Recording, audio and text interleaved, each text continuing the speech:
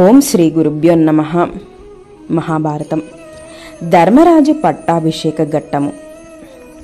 కుమారులు పెద్దవారవడంతో ధృతరాష్ట్రుడు భీష్ముడితో ఆలోచించి కౌరవ పాండు కుమారులలో పెద్దవాడైన సరళ హృదయుడు సద్గుణ సంపన్నుడు అయిన యువరాజు పట్టాభిషేకాన్ని జరిపిస్తాడు ధర్మరాజుకు.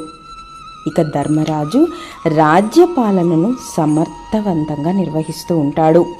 పెద్దల మెప్పులే కాక ప్రజలతో కూడా రాజ్యపాలన నిర్వహణలో పాండురాజును మించాడు అనే కీర్తిని చూసి దుర్యోధనుడు చాలా బాధపడతాడు.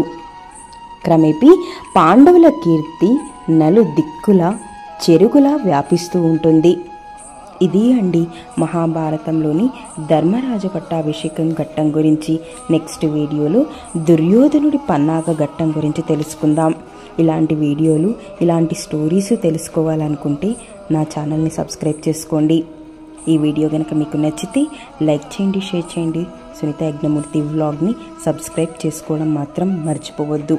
అలాగే మీ విలువైన సజెషన్స్ని క్రింద కామెంట్స్ రూపంలో తెలియజేయండి. Thank you.